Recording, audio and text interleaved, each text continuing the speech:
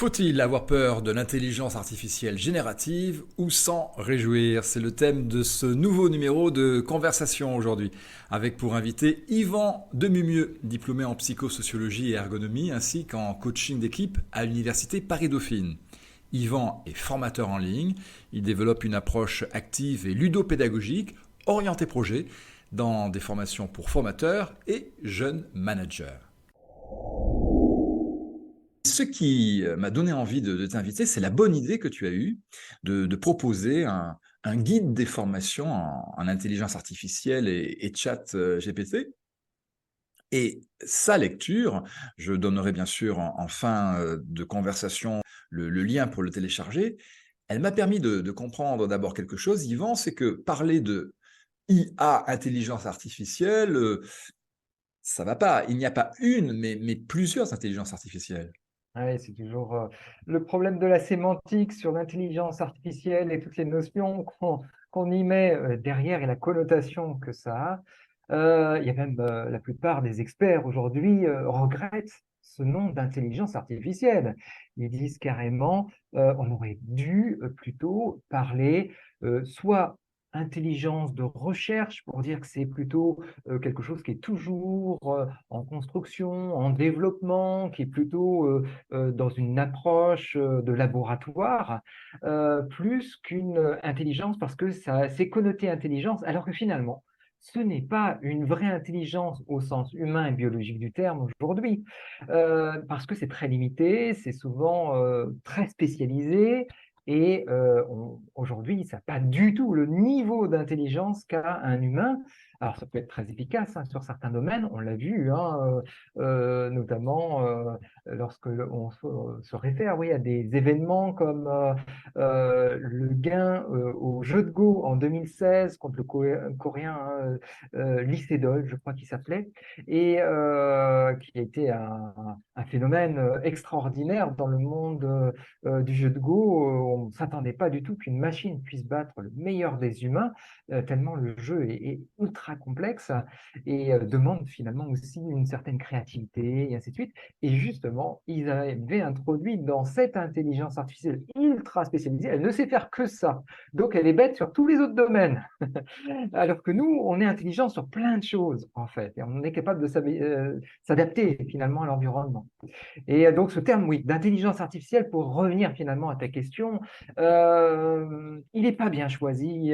Certains l'appellent intelligence plutôt technique, certains plutôt voudraient reparler d'algorithmes spécialisés. Enfin, on voit bien qu'on n'est pas encore à l'aise avec ce terme d'intelligence artificielle et qui pose finalement plein de problèmes à beaucoup de gens.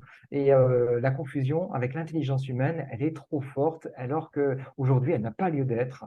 De fait, nous allons, nous, dans cet entretien, parler intelligence artificielle générative, celle qui, dans les entreprises, concerne le marketing, la formation, la création et qui impacte notre façon de travailler et d'étudier. Celle-ci, l'intelligence générative, tu peux, Yvan, nous dire quand est-ce qu'elle a commencé à émerger vraiment?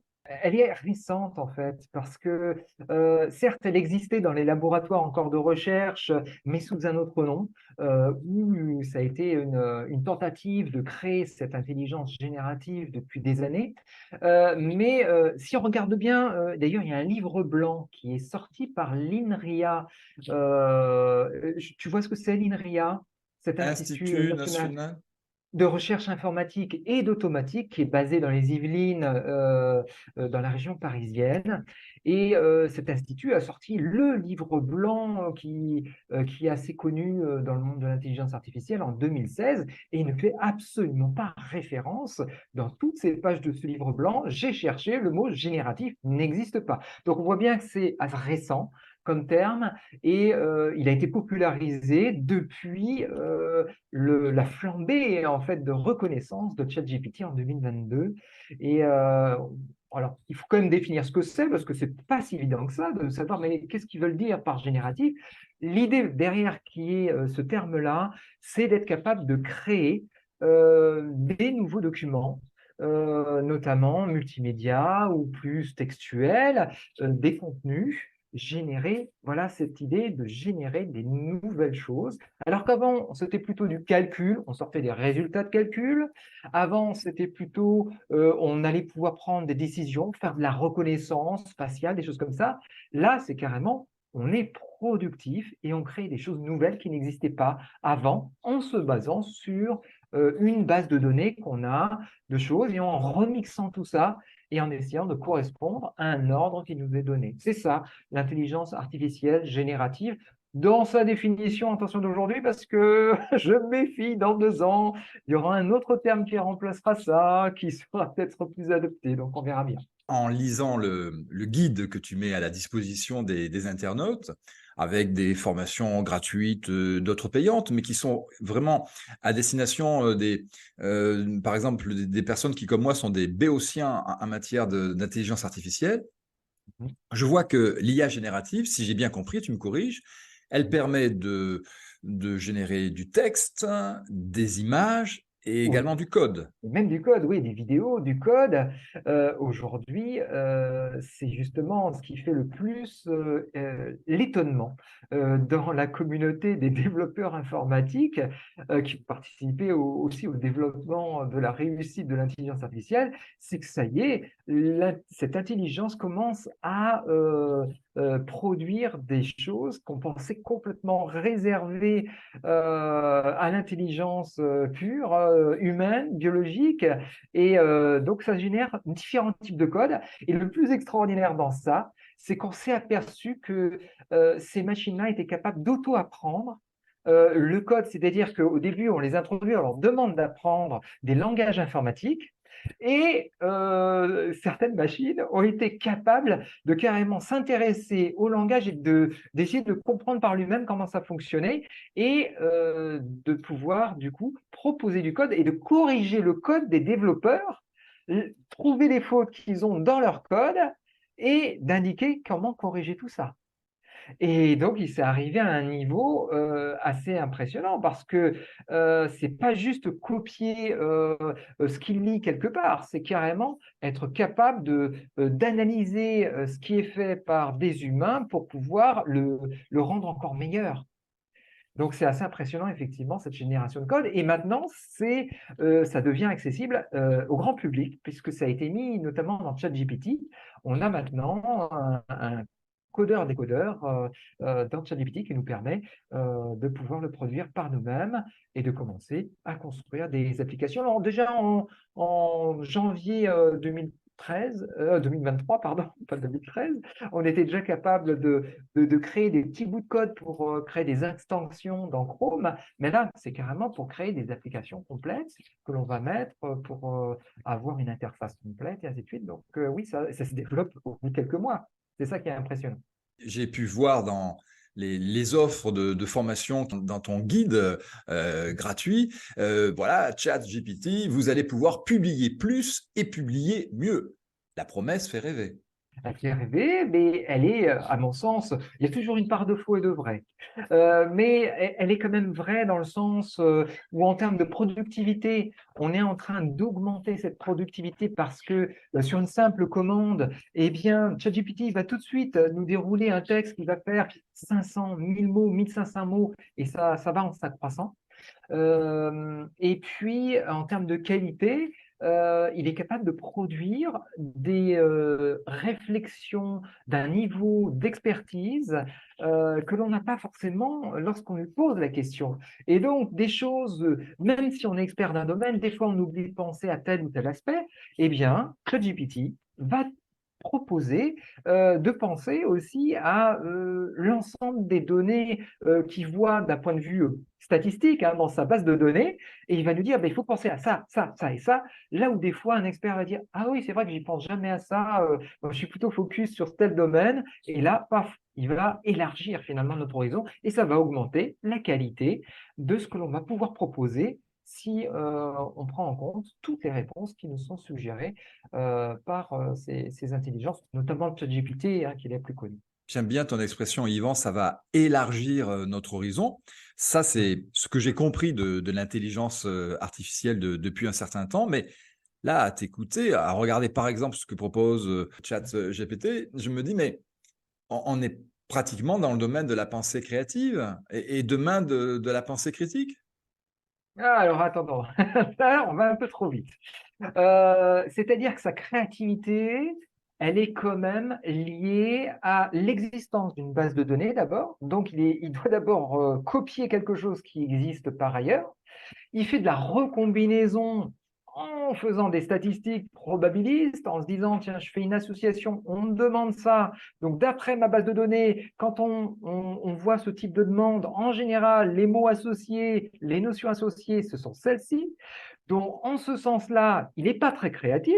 C'est un statisticien excellent qui a une base de données extraordinaire. Aujourd'hui, on considère qu'il a quasiment l'équivalent d'Internet dans son. Alors, de l'Internet aujourd'hui jusqu'à 2021, mais grosso modo, en étant très grossier, hein, bien sûr, mais grosso modo, il a l'équivalent d'un Internet en accès. Nous, on ne sait pas faire ça dans notre cerveau. On n'a pas l'équivalent d'Internet dans notre cerveau. Nous, on est obligé de passer par des interfaces informatiques pour avoir ça. Donc, ça lui permet de puiser dans une base qui est tellement vaste que pour nous, quand il nous sort quelque chose, on a l'impression que c'est hyper créatif parce que c'est quelque chose qu'on n'a pas dans notre tête en grande partie.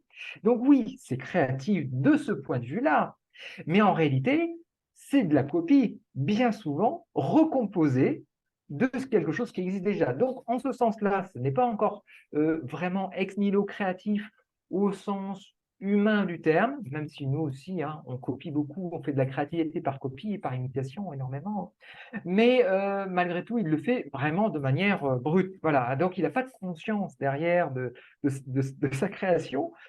Il n'a pas un côté philosophique, existentiel sur le côté artistique de ce qu'il fait. Hein, on est bien d'accord, ça reste du statistique, de l'algorithmique et du calcul extraordinaire.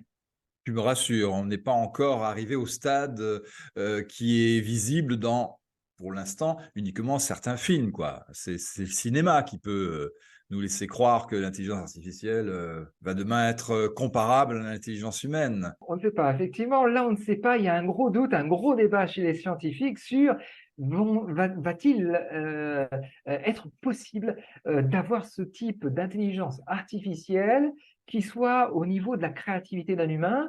Moi je dis pourquoi pas. Pourquoi pas? Parce que j'ai l'impression qu'on va être capable de créer des algorithmes qui se développent par eux-mêmes et vont peut-être pouvoir s'extraire de la pure imitation-recomposition pour pouvoir créer ex nihilo quelque chose. Et donc, je pense que c'est tout à fait envisageable.